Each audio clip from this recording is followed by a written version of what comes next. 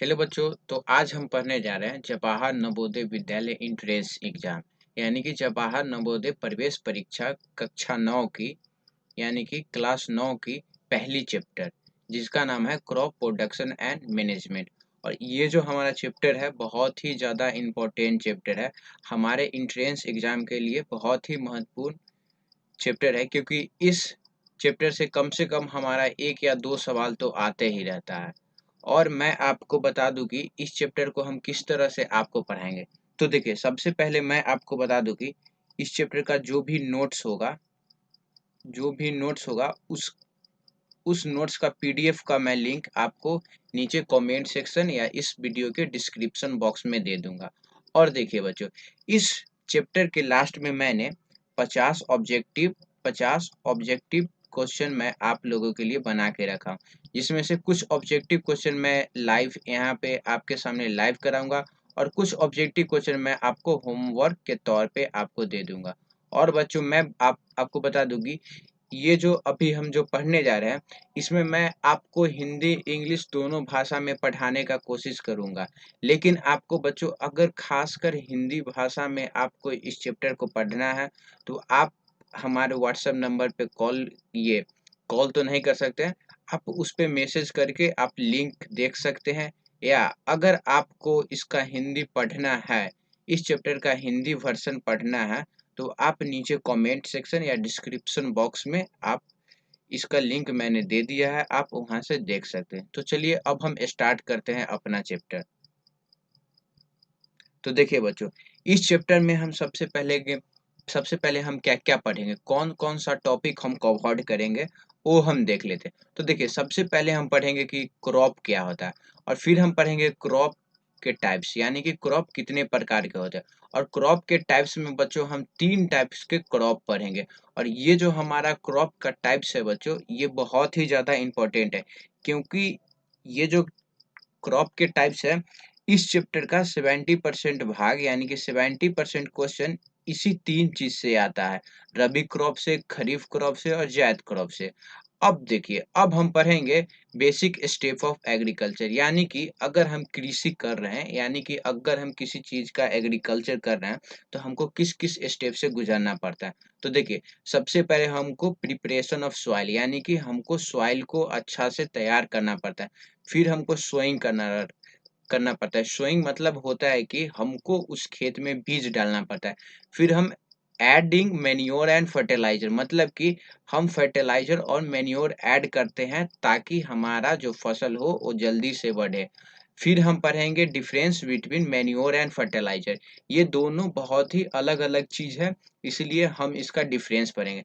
फिर हम इरिगेशन पढ़ेंगे, फिर हम पढ़ेंगे removing of weeds, harvesting, storage, और लास्ट में मैंने आपको बताया है कि लास्ट में मैं 50 क्वेश्चन आपको करवाऊंगा। तो चलिए अब हम अपना चैप्टर स्टार्ट करते हैं। तो देखिए, सबसे पहला बात है कि man obtains food from plants as well as animal. देखिए, हमारा जो हम आदमी लोग या तो प्लांट से फूड ऑब्टेन करते हैं या एनिमल से फूड ऑब्टेन करते हैं। तो अभी हम प्लांट वाला सेक्शन पढ़ने जा रहे हैं, प्लांट वाला सेक्शन हम पढ़ने जा रहे हैं। तो देखिए, सबसे पहले बच्चों हमारा आता है कि क्रॉप क्या होता है। सबसे पहले हमारा है कि क्रॉप क्या होता है। तो देखिए, when the same kind of plant are grown in the field on a large scale to obtain food is called crop। देखिए, मतलब इसका ये हुआ कि जब हम एक खेत में एक ही प्रकार का पौधा लगाते हैं यानी कि एक ही प्रकार का क्रॉप लगाते हैं, तो उसी को हम क्रॉप बोलते हैं। अगर मान लीजिए मैं यहाँ पे आपको एक फोटो बना के दिखा दे रहा हूँ, तो देखिए, अगर हमारे पास एक खेत है, मतलब कि ये हमारे पास खेत है, और इस खेत में अगर मान लीजिए इस खेत में हम एक ही प्रकार का पौधा लगा रहे हैं, इस खेत में हम एक ही प्रकार का पौधा लगा रहे हैं, तो इसी को हम क्रॉप बोलेंगे। क्या? तो क्रॉप हमारा क्या हुआ, मतलब कि when the same kind of plant are grown in a field on a large scale, मतलब कि एक फील्ड में हम एक ही प्रकार का पौधा लगा रहे हैं, यानी कि एक ही चीज का अधिकांश खेती कर रहे हैं, तो उसी को हम क्रॉप बोलते हैं। तो चलिए अब हम देखते हैं, आगे बढ़ते हैं। तो देखिए, आगे है हमारा क्रॉप का प्रकार, यानी कि क्रॉप कितने प्रकार का होता है। जो हमारा फसल होता है वो कितने प्रकार का होता है। तो देखिए फसल हमारा हम फसल को ना सीजन वाइज डिवाइड किए हुए हैं और तो हम फसल को तीन तीन पार्ट में डिवाइड किए हुए हैं। मतलब कि हमारा क्रॉप थ्री टाइप्स का क्रॉप होता है। पहला हमारा होता है खरीफ क्रॉप, दूसरा होता है हमारा जायद क्रॉप और तीसरा होता है हमारा रबी क्रॉप। तो ये जो मैं अभी आपको तीन चीज पढ़ाने जा रहा हूँ, यानी कि ये जो क्रॉप का पार्ट है ये बहुत ही ज्यादा इम्पोर्टेंट है, क्योंकि मैं आपको फिर से बोल रहा हूँ ये इस चैप्टर का 70% पार्ट पार्ट कवर करेगा। क्यों?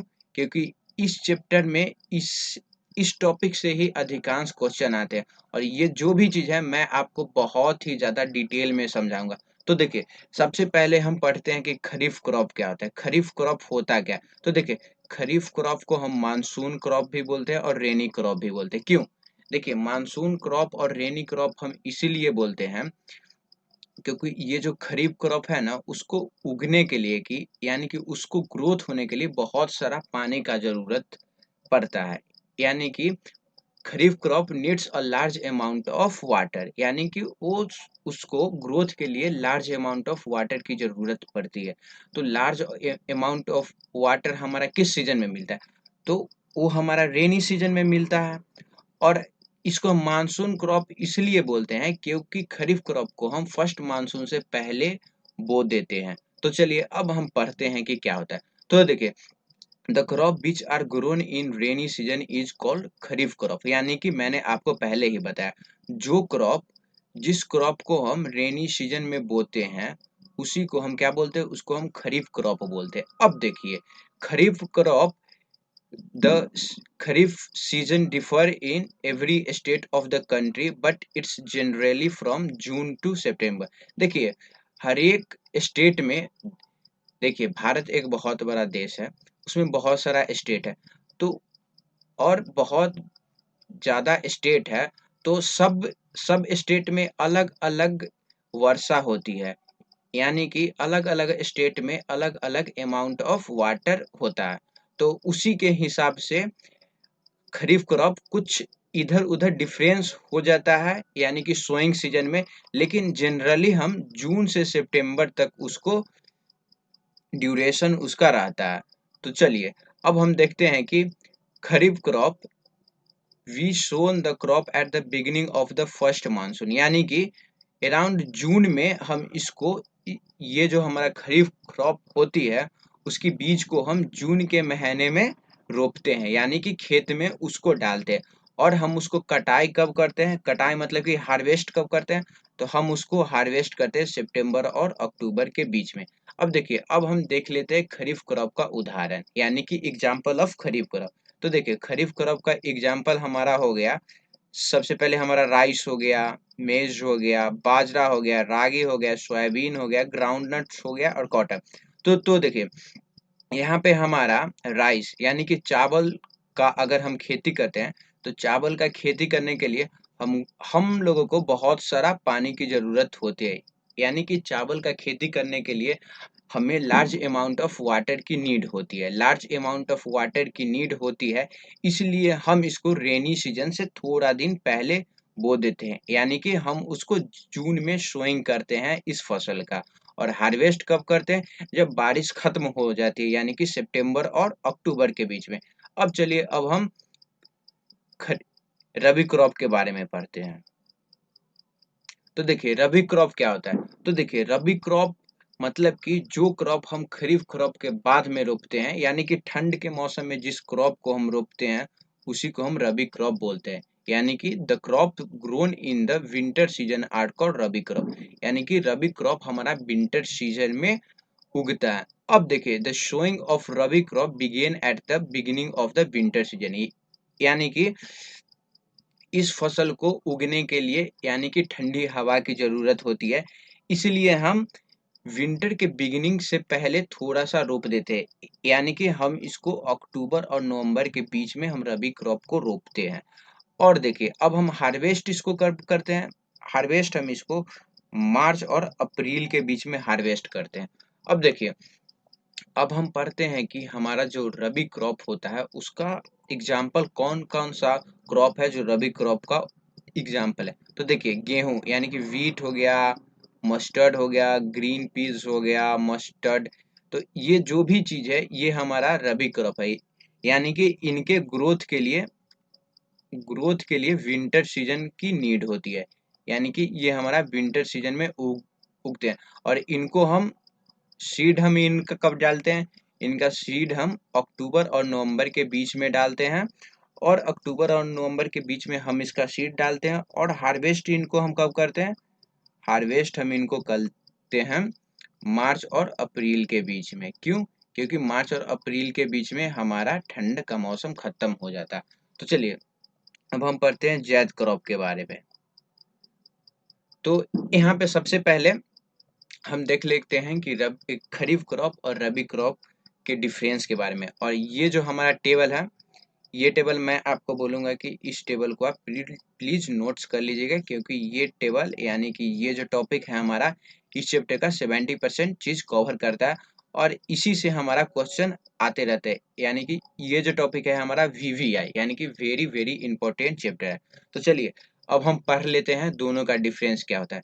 तो देखिए देखिए सबसे पहले है कि kharif crop are Son early में, यानी कि हम इसको मई के महीने में इसको हम सोन करते हैं।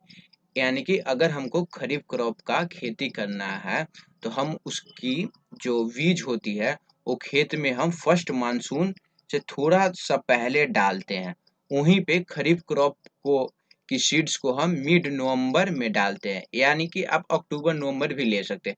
अब देखिए अब हम आपको बताते हैं कि ये जो हमारा खरीफ क्रॉप होता है उसको ग्रोथ के लिए लार्ज अमाउंट ऑफ रेनफॉल की जरूरत होती है। यानी कि उसको ग्रोथ के लिए बहुत ज्यादा बारिश की जरूरत होती है। वहीं पे हमारा रबी क्रॉप पे कोई भी वाटर की ज्यादा जरूरत नहीं होती है, उसको बस ठंड हवा की जरूरत होती है। अब देखिए अब हमारा जो खरीफ क्रॉप है required hot weather and large amount of water to grow. मैंने आपको पहले भी बताया जो हमारा खरीफ क्रॉप रहता है वो बहुत ही ज्यादा पानी की उसकी जरूरत होती है। यानी कि खरीफ क्रॉप जो हमारा है उसको हॉट वेदर और लार्ज अमाउंट ऑफ वाटर की जरूरत होती है। वहीं पे हमारा जो रबी क्रॉप है उसको वार्म क्लाइमेट और कोल्ड क्लाइमेट की जरूरत होती है। तो चलिए अब हम दोनों का एग्जाम्पल देख लेते हैं। तो देखिए कॉटन हमारा हो गया, ग्राउंडनट हो गया, राइस हो गया। यहाँ पे आप देख सकते हैं चावल हमारा हो गया, मक्का हो गया, फिर कॉटन हो गया और फिर मूंगफली। ये हमारा हुआ, ये जो है हमारा वो खरीफ क्रॉप है। वहीं पे हम रबी क्रॉप का एग्जाम्पल देख लेते हैं। देखिए ग्राम हो गया, पीस हो गया, वीट हो गया, ये जो भी चीज है वो हमारा गेहूं हो गया, फिर हमारा मटर हो गया। और ये हमारा, तो ये जो भी चीज है ये हमारा रबी क्रॉप है। अब चलिए हम आगे पढ़ लेते हैं जैद क्रॉप क्या होता है। तो देखिए जैद क्रॉप हमारा क्या होता है। तो देखिए हमारा जो होता है खरीफ क्रॉप, और देखिए खरीफ क्रॉप और रबी क्रॉप के बीच में जो हमारा टाइम बचता है उसमें हम जायद क्रॉप को उगाते हैं। यानी कि बीच वाले में हम जायद क्रॉप को उगाते हैं।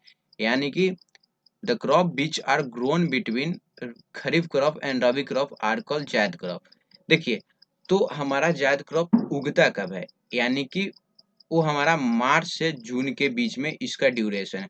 अब हम देख लेते हैं जायद क्रॉप का एग्जाम्पल। तो देखिए कुकुम्बर हो गया हमारा, पंपकिन हो गया, फिर करेला हो गया और वाटरमेलन, ये जो भी है हमारा जायद क्रॉप का उदाहरण। अब तो अब हम पढ़ते हैं basic practices of crop production. यानी कि अगर हम किसी चीज का खेती करते हैं यानी कि फार्मिंग करने का हम सोच रहे हैं तो हमको किन किन प्रोसेस से गुजरना पड़ता है, तो इसी के बारे में हम पढ़ते हैं। तो देखिए सबसे पहले अगर हम किसी चीज का खेती कर रहे हैं तो हमको उस खेत की मिट्टी को तैयार करना पड़ता है। तो हम उसको क्या बोलते हैं? Preparation of soil. फिर हमको सोइंग करना पड़ता है यानी कि बुआई। यानी कि उस खेत में हमको सीड्स डालना पड़ता है यानी कि बीज डालना पड़ता है। अब देखिए तीसरा है हमारा एडिंग मेन्योर एंड फर्टिलाइजर। यानी कि उस पौधा अगर मैंने सीड डाल दिया तो वो पौधा धीरे धीरे ग्रोथ होगा। तो उस पौधा को जल्दी जल्दी ग्रोथ करवाने के लिए हम मेन्योर एंड फर्टिलाइजर डालते हैं। और मैं आपको बता दूं कि मेन्योर और फर्टिलाइजर दोनों बहुत ही अलग अलग चीजें हैं, हम इसके बारे में भी पढ़ेंगे। और देखिए फिर हम इरिगेशन पढ़ते हैं यानी कि सिंचाई पढ़ते हैं, यानी कि अगर हम खेती कर रहे हैं तो उसमें उसको पानी भी डालना पड़ता है। फिर हम पढ़ेंगे रिमूवल ऑफ वीड्स, ये यानी कि खरपतवार नियंत्रण। तो देखिए अगर हम किसी चीज का खेती कर रहे हैं तो उस खेती के साथ साथ कुछ जंगली पौधे भी वहां पे उग जाते हैं, तो उन्हीं को हम वीड्स बोलते हैं और उसके बारे में हम पढ़ेंगे। फिर हम हार्वेस्टिंग, यानी कि हमारा फसल तैयार हो जाता है तो हम उसको काटते हैं, और फिर हम भंडारण यानी कि स्टोरेज करते हैं। जो भी हमारा फसल है हम उसको स्टोरेज करते हैं। तो चलिए अब हम अपना पहला प्रोसेस देखते हैं। तो देखिए तो हमारा पहला प्रोसेस है प्रिपरेशन ऑफ सॉइल, यानी कि मिट्टी को तैयार करना। तो देखिए मिट्टी को तैयार कैसे करते हैं, तो देखिए सबसे पहले the process of loosening and turning the soil, यानी कि इज कॉल्ड प्लाउजिंग। तो देखिए प्लाउजिंग को हम इंग्लिश हिंदी में बोलते हैं जुताई। तो देखिए सबसे पहले अगर किसी भी फसल का अगर हमको खेती करना है तो सबसे पहले हम उस खेत को, यानी कि उस खेत को ट्रैक्टर या बैल की मदद से हम उसको जोतते हैं, यानी कि हम उसको प्लाउजिंग बोलते हैं। तो देखिए सब अब हम देखते हैं कि प्लाउजिंग हम करते क्या है, क्यों करते हैं प्लाउजिंग, अगर हम करते हैं तो क्यों करते हैं। तो देखिए यहाँ पे मैं आपको प्लाउजिंग की इम्पोर्टेंस आपको दिखा देता हूँ। तो देखिए तो तो हमारा सबसे पहला पॉइंट है, तो देखिए सबसे पहला हमारा पॉइंट है कि लूज सॉइल। देखिए सबसे पहला हमारा पॉइंट है इम्पोर्टेंस ऑफ प्लाउजिंग में, loose soil allow plants root to penetrate freely and deeper into the soil so they have strong base. तो देखिए सबसे पहले अगर हम प्लाउजिंग करते हैं, यानी कि अगर हम ट्रैक्टर से खेत को जुतवाते हैं, तो हमारा जो मिट्टी होता है वो ढीला हो जाता है और नीचे का मिट्टी ऊपर आ जाता है और ऊपर का मिट्टी नीचे आ जाता है। तो देखिए देखिए अगर हम प्लाउजिंग कर लिए, यानी कि अगर हमारा खेत जुत गया, तो जुतने के कारण अगर हम किसी भी फसल उगाएंगे तो हमारा जो उस फसल का जड़ रहेगा वो आसानी से नीचे तक चला जाएगा। क्यों? क्योंकि हम हमारा जो मिट्टी होता है वो ढीला हो चुका है, और अगर उसका जड़ नीचे तक जा रहा है यानी कि उसको स्ट्रॉन्ग बेस मिलेगा, यानी कि रूट उसकी मजबूत रहेगी। अब देखिए दूसरा हमारा पॉइंट है loose soil help roots to breathe easily, this is because loose soil hold more air. तो देखिए अब हमारा दूसरा पॉइंट है कि अगर हमारा सॉइल लूज है तो लूज सॉइल के कारण उसका जो एयर होल्डिंग कैपेसिटी रहेगा वो भी इंक्रीज हो जाएगा, यानी कि वो ज्यादा हवा को अपने अंदर रख सकता है, जिसके कारण पौधा को सांस लेने में आसानी पड़ती है।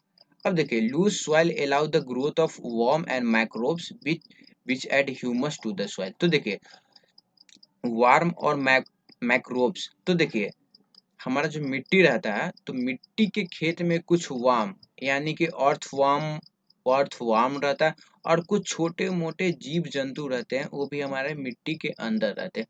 और लूज सॉइल होने के कारण वो आसानी से मिट्टी के अंदर अपना घर बना सकते हैं, और ये जो भी हमारा वार्म और माइक्रोब्स होता है वो हमारे खेत को ह्यूमस प्रोवाइड करता है। तो देखिए ह्यूमस क्या होता है, ह्यूमस एक प्रकार का आप इसको फर्टिलाइजर या मेन्योर में ले सकते हैं।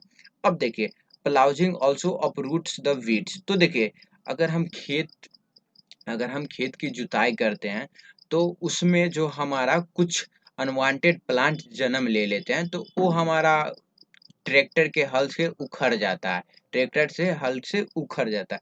तो ये एक पॉजिटिव पॉइंट है। अब देखिए अब हमारा है कि ploughing brings the nutrients rich soil to the top so the next plant gets the nutrients। तो देखिए अब हमारा 5वां पॉइंट है कि अगर हम प्लाउजिंग कर रहे हैं, यानी कि अगर हम खेत की जुताई कर रहे हैं, तो हमारा जो मिट्टी का ऊपर वाला भाग रहता है वो नीचे चला जाता है और नीचे वाला भाग ऊपर चला आता है।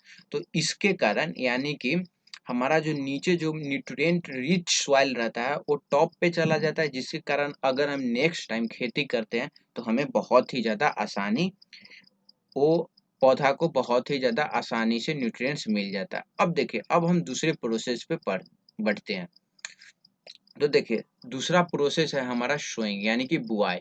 यानी कि देखिए अगर हमने खेत को जोत दिया, यानी कि खेत को हमने तैयार कर लिया, तो खेत को तैयार कर लिया तो अब हमको किसी चीज का, जिस फसल का हमको खेती करना है, तो उस फसल का हमको सीड्स डालना पड़ेगा। तो वही है हमारा सोइंग। तो देखिए सोइंग क्या है? The process of scattering seeds और putting seeds in the ground for growing the crop is called sowing. तो देखिए सोइंग हुआ क्या? ये यानी कि खेत में, हमारा खेत में सीड्स छींटने की विधि को हम सोइंग कहते हैं। तो देखिए अब हम मॉडर्न मेथड ऑफ सीडिंग कहते हैं, सीडिंग पढ़ते हैं। तो देखिए पहले पहले के ज़माना में हम सबसे पहले अपना हैंड हैंड से ही हम लोग हैंड से ही जो हमारा सीड्स रहता है उसको हम खेत में छींट देते थे। लेकिन अब आ गया है हमारा दो दो मेथड है। तो देखिए सबसे पहला है हमारा सोइंग विद सीड ड्रिल। तो देखिए सीड ड्रिल होता क्या है? तो सीड ड्रिल एक इक्विपमेंट है जो फार्मिंग में उपयोग होता है, जिसके कारण हम खेत में सीड्स को अच्छे से डाल पाते हैं और सीड्स का भी हमारा बचत हो जाता है। अब चलिए अब हम तीसरे पॉइंट के पे पढ़ते हैं।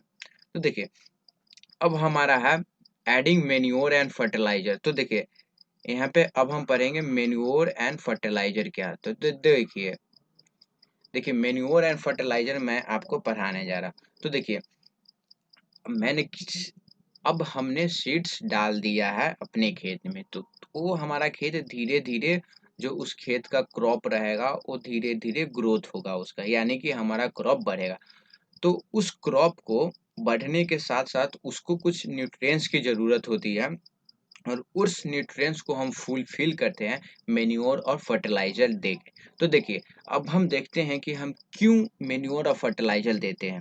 तो देखिए हमारा पहला पॉइंट है कि the repeated growing of crop in the same field removes the lots of precious minerals, elements, organic matters and other minerals. तो देखिए देखिए हमारा खेत है, तो उस खेत में हमने पहले भी किसी चीज का खेती की होगी, और उस खेती करने के कारण उस खेत का जो भी न्यूट्रिएंट्स होगा, वो न्यूट्रिएंट्स या मिनरल्स होगा, वो पहले वाला क्रॉप हमारा उसका यूज कर लिया होगा।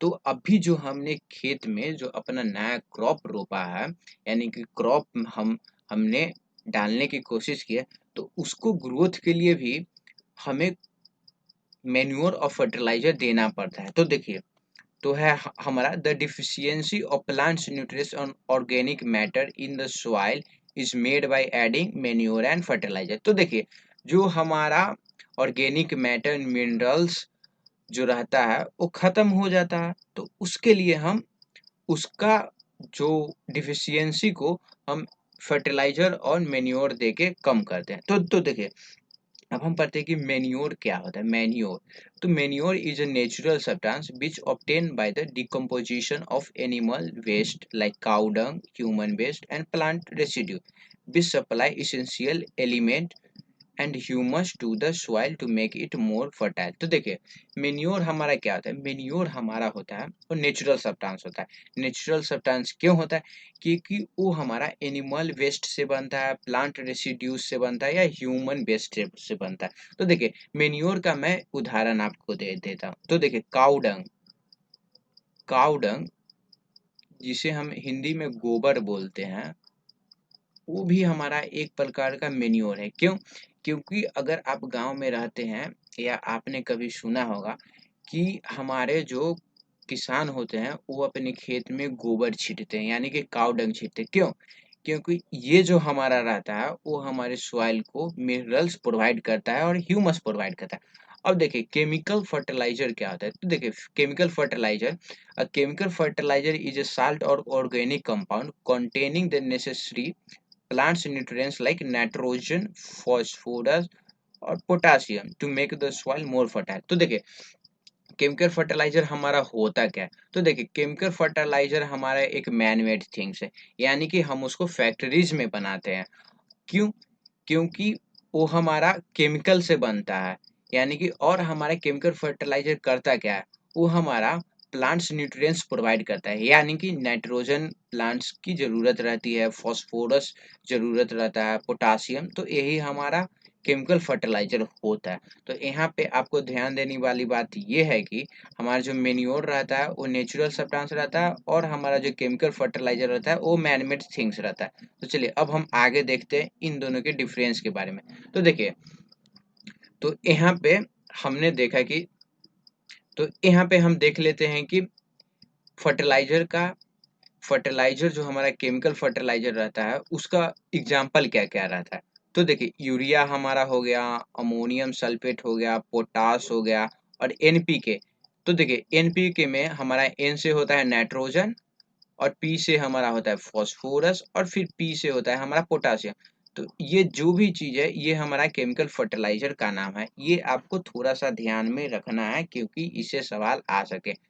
अब देखिए, तो देखिए बच्चों, अब हम जान लेते हैं मेन्योर और फर्टिलाइजर में क्या क्या डिफरेंस होता है मेन्योर और फर्टिलाइजर में। तो देखिए, manure is a natural substance obtained by the decomposition of animal waste like cow dung, human waste and plant residue। तो देखिए, हमारा जो मेन्योर रहता है वो नेचुरल सब्सटेंस रहता है, यानी कि वो हमारा नेचर से मिलता है।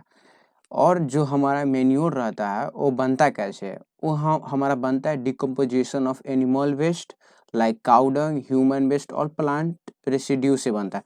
वहीं पे देखिए, वहीं पे हमारा जो फर्टिलाइजर रहता है वो ऑर्गेनिक कंपाउंड रहता है और साल्ट रहता है, यानी कि हमारा जो फर्टिलाइजर रहता है वो मैन मेड थिंग्स रहता है, यानी कि हम उसे फैक्ट्रीज में बनाते हैं। तो चलिए अब हम दूसरा पॉइंट पढ़ते हैं। तो हमारा दूसरा पॉइंट है कि a manure is not very rich in essential plants nutrients like nitrogen, phosphorus and potassium. तो देखिए, हमारा दूसरा पॉइंट है कि हमारा जो मेन्योर रहता है वो हमारा बहुत ही ज़्यादा rich in essential plant nutrients like nitrogen, phosphorus और पोटासियम में रिच नहीं रहता।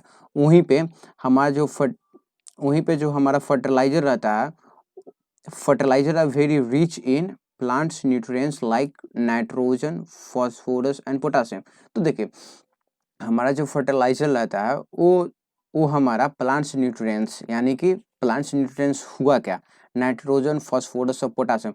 तो ये तीनों चीज़ में हमारा फर्टिलाइजर में बहुत ही ज़्यादा अमाउंट में वो हमारा प्लांट न्यूट्रिएंट्स पाया जाता है। अब देखिए, A manure provides a lot of organic matter like humus to the soil। तो देखिए, हमारा जो मेन्योर रहता है वो सॉइल को ह्यूमस प्रोवाइड करता है, वहीं पे हमारा जो फर्टिलाइजर रहता है वो सॉइल को ह्यूमस प्रोवाइड नहीं करता है। तो चलिए अब हम अगले पॉइंट पे पढ़ते हैं। तो अब हमारा अगला पॉइंट है कि a manure is slowly absorbed by the plant because it is not much soluble in water. तो देखिए, मैन्योर हमारा रहता है वो एनिमल वेस्ट से बनता है, ह्यूमन वेस्ट से बनता है और प्लांट रेसिड्यू से बनता है। तो देखिए, वो जो हमारा बनता है वो एक तरह से सॉलिड सब्सटेंस रहता है और वो हमारा वाटर में सोल्यूबल नहीं रहता है। वहीं पे हमारा जो फर्टिलाइजर रहता है, हमारा जो फर्टिलाइजर रहता है वो हमारा वाटर सोल्यूबल रहता है, वाटर सोल्यूबल रहता है। तो देखिए, अगर कोई चीज़ वाटर सोल्यूबल है तो वो जल्दी से पानी के साथ मिट्टी के अंदर जा सकता है। अगर कोई सॉलिड चीज़ है तो मिट्टी के अंदर जाने में उसको बहुत सारा टाइम लगता है। तो देखिए, तो वहीं पे हमारा जो मेन्योर है वो एक तरह से सॉलिड रहता है। वहीं पे हमारा फर्टिलाइजर रहता है वो वाटर सोल्यूबल रहता है, सॉलिड रहता है बट वाटर सोल्यूबल रहता है। तो वो आसानी से हमारा वो मिट्टी के अंदर, सॉइल के अंदर जा पाता है। अब देखिए, manure can be prepared in field. तो देखिए, मैन्योर जो है हमारा वो फील्ड में बनता है, वहीं पे हमारा जो फर्टिलाइजर है वो फैक्ट्रीज में बनता है। तो चलिए अब हम आगे बढ़ते हैं। तो देखिए, अब हमारा है इरिगेशन। तो देखिए, इरिगेशन को हिंदी में हम सिंचाई कहते हैं। तो देखिए, the process of supplying water to crop plant in the field is called irrigation. तो देखिए, इरिगेशन होता क्या है। तो देखिए, हमारा जो फसल धीरे धीरे बढ़ने लगा, अब उस फसल को कुछ अमाउंट ऑफ वाटर की ज़रूरत होती है, तो उसी को हम इरिगेशन बोलते हैं। मैंने आपको बताया है कि खरीफ क्रॉप को बहुत सारा पानी की ज़रूरत होती है। तो मान लीजिए रेनी सीजन में बारिश हमारा कम हुआ, तो हम उसको पानी तो हमको देना ज़रूरत पड़ेगा ही। तो वही है हमारा irrigation. The process of supplying water to the crop is called irrigation. मतलब कि क्रॉप को वाटर सप्लाई करने की प्रक्रिया को, प्रोसेस को हम इरिगेशन बोलते हैं। तो देखिए अब हम पढ़ते हैं कि मॉडर्न मेथड ऑफ इरिगेशन। तो देखिए पहले जो हमारा इरिगेशन होता था, हम ट्यूबवेल की सहायता से यानी कि वाटर पंप की सहायता से हम इरिगेशन करते थे। पहले जो हमारा इरिगेशन होता था, हम ट्यूबवेल की सहायता से यानी कि वाटर पंप की सहायता से हम इरिगेशन करते थे। लेकिन अब का जो टाइम है हमारा, वो मॉडर्न टाइम है।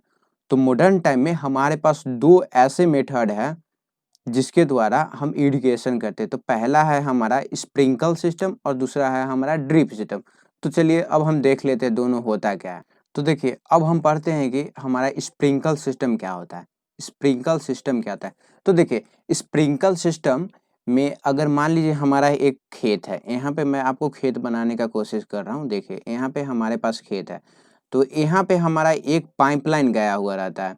यहाँ पे एक मेन पाइपलाइन गया हुआ रहता है। यहाँ पे एक मैं काला कलर से पाइपलाइन को दर्शा रहा हूँ, यानी कि हमारे बीच खेत से एक पाइपलाइन गया हुआ रहता है और उस पाइपलाइन के ऊपर से एक परपेंडिकुलर पाइपलाइन और रहता है। यहाँ पे आप फोटो में देख सकते हैं।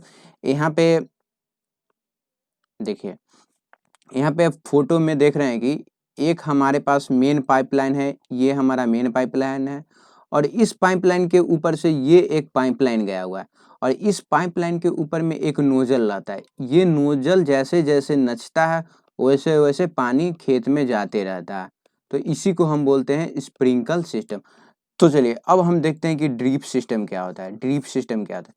तो देखिए जो हमारा ड्रिप सिस्टम रहता है वो मेनली गार्डनिंग के लिए यूज होता है, यानी कि बगीचा वगैरह में पानी देने के लिए हमारा ड्रिप सिस्टम यूज होता है। तो देखिए ड्रिप सिस्टम होता क्या है, तो मैं आपको यहाँ पे एक पिक्चर की सहायता से मैं आपको यहाँ पे बना के दिखा रहा हूँ। तो देखिए हमारे पास मान लीजिए हमारे पास यहाँ पे हमारे पास कुछ पौधा है, हमारे पास कुछ पौधा है। तो देखिए अब हमको इस पौधा में पानी देना है।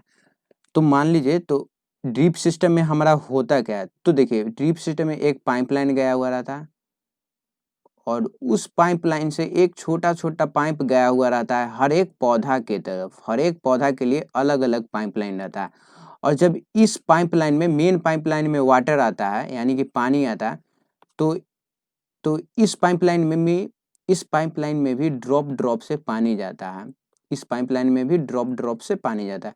तो इसी को हम बोलते हैं ड्रिप सिस्टम। ड्रिप सिस्टम मतलब कि ड्रॉप ड्रॉप इसमें पानी जाता है। तो देखिए ड्रिप सिस्टम हम क्यों यूज करते हैं? तो देखिए ड्रिप सिस्टम में सबसे पहला बात है कि हमारा पानी का बचत होता है, यानी कि और हर पौधा को समान अमाउंट ऑफ वाटर मिलता है, यानी कि इक्वल अमाउंट ऑफ वाटर मिलता है। तो देखिए यहाँ पे फोटो में देख रहे हैं, यहाँ पे हमारे पास क्या है? यहाँ पे हमारे पास है स्प्रिंकल सिस्टम। तो देखिए स्प्रिंकल सिस्टम में होता है हमारा नोजल तो नच रहा है, लेकिन कौन पौधा को कितना पानी मिल रहा है वो उसमें फिक्स नहीं रहता है।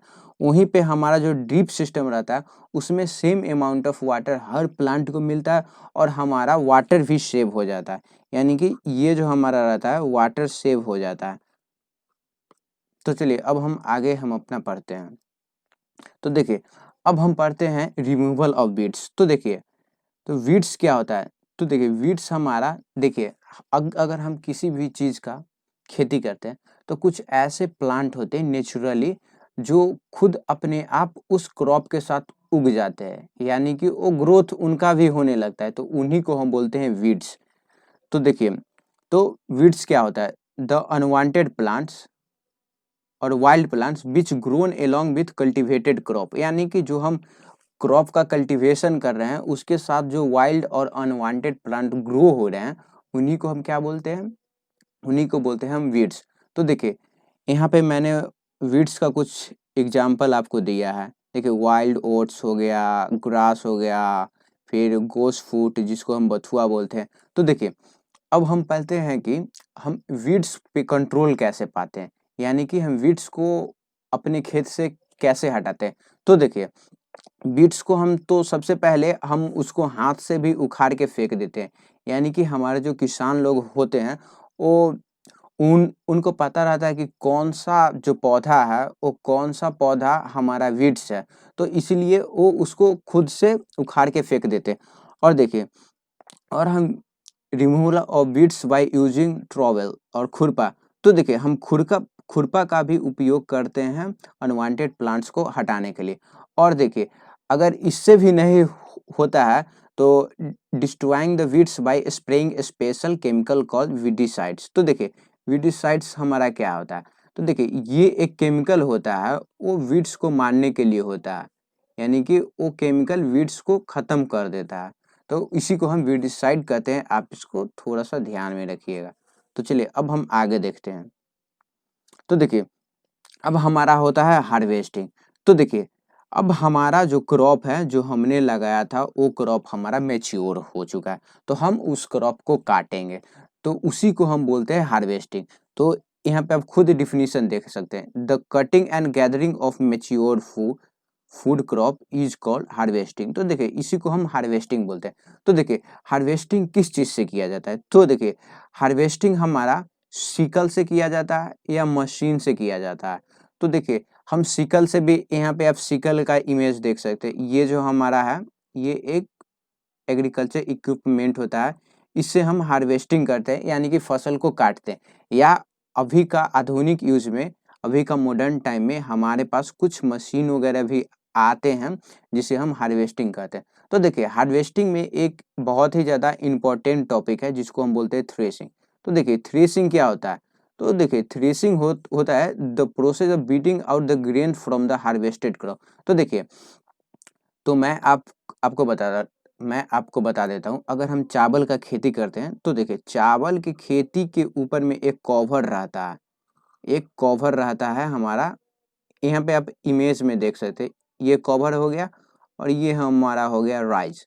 तो देखिए इसी राइस के हटाने की प्रोसेस को ना हम क्या बोलते हैं, थ्रेसिंग बोलते हैं। और थ्रेसिंग किससे किया जाता है, एक थ्रेसर आता है, मशीन, मशीन का ही नाम रहता है थ्रेसर। तो हम उसको किससे करते हैं, तो हम उसको थ्रेसर से करते हैं। तो चलिए अब हम आगे बढ़ते हैं।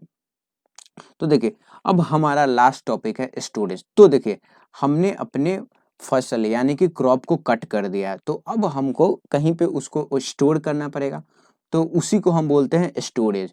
और उस स्टोर क्रॉप को हम या तो खुद उपयोग कर सकते हैं या मार्केट में जाके हम उसको खुद बेच सकते हैं। तो देखिए अब स्टोरेज में हमारा क्या होता है, तो देखिए स्टोरेज में हम या तो गुन्नी बैग में उसको स्टोर करते हैं या एक एयर टाइट कंटेनर में उसको हम स्टोर करते हैं। तो चलिए अब हम बढ़ते हैं। तो देखिए अब है हमारा कुछ क्वेश्चन जो हमारे नवोदय एंट्रेंस एग्जाम के लिए बहुत ही महत्वपूर्ण है, और ये क्वेश्चन हम अब करेंगे। और कुछ क्वेश्चन मैं आपको होमवर्क के तौर पे दे दिया हूँ, आप पे डिस्क्रिप्शन बॉक्स से वो क्वेश्चन डाउनलोड करके खुद उसका प्रैक्टिस कीजिएगा, और आप कमेंट सेक्शन में उन सभी क्वेश्चन के आंसर देने का कोशिश कीजिएगा। तो हमारा पहला क्वेश्चन है कि व्हेन सेम काइंड ऑफ, देखिए यहाँ पे है, when same kind of plants are grown in a field on large scale is called. तो हमारा क्वेश्चन पूछ रहा है कि when same kind of plants are grown in a large scale, तो उसको हम क्या बोलते हैं, तो उसको हम बोलते हैं क्रॉप। तो हमारा आंसर हो जाएगा ए।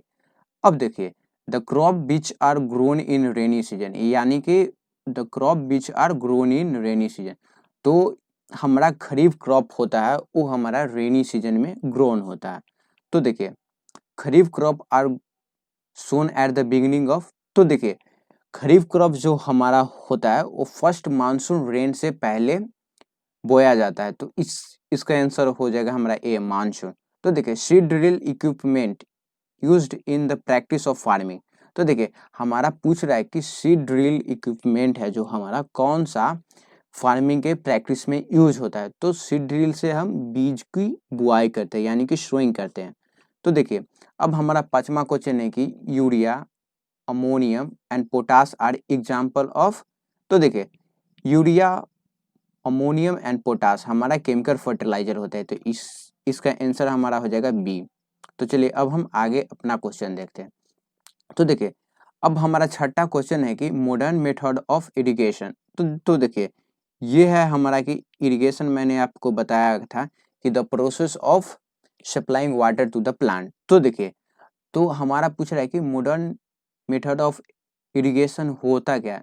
तो देखिए यहाँ पे हमारा स्प्रिंकल सिस्टम भी होता है और ड्रिप सिस्टम भी होता है, और यहाँ पे हमारे पास सी ऑप्शन है, बोथ ए एंड बी। तो देखिए ये भी हमारा होता है और ये भी हमारा होता है, तो इसका आंसर हो जाएगा C, both A and B, यानी कि हमारा दोनों आंसर है।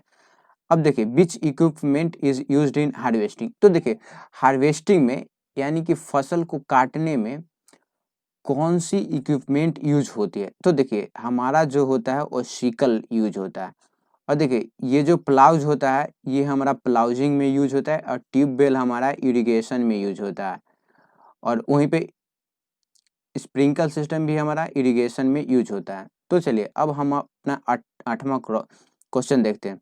तो देखिए अब हमारा आठवां क्वेश्चन है कि which crop is not rabi kharif crop. तो देखिए हमारा क्वेश्चन है कि which crop is not kharif crop. तो देखिए हमको इन चारों में से जो खरीफ क्रॉप नहीं है उनको टिक मारना है।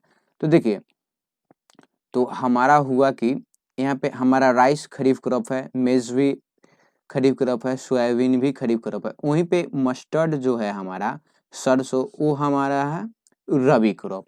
अब देखिए हमारा नौवां क्वेश्चन है कि which crop is not rabi crop, यानी कि कौन सा हमारा जो क्रॉप है वो रबी क्रॉप नहीं है। तो देखिए वीट हमारा है, ग्राम भी हमारा है, मस्टर्ड भी है, लेकिन कॉटन जो है हमारा वो खरीफ क्रॉप है, तो हमारा आंसर डी होगा।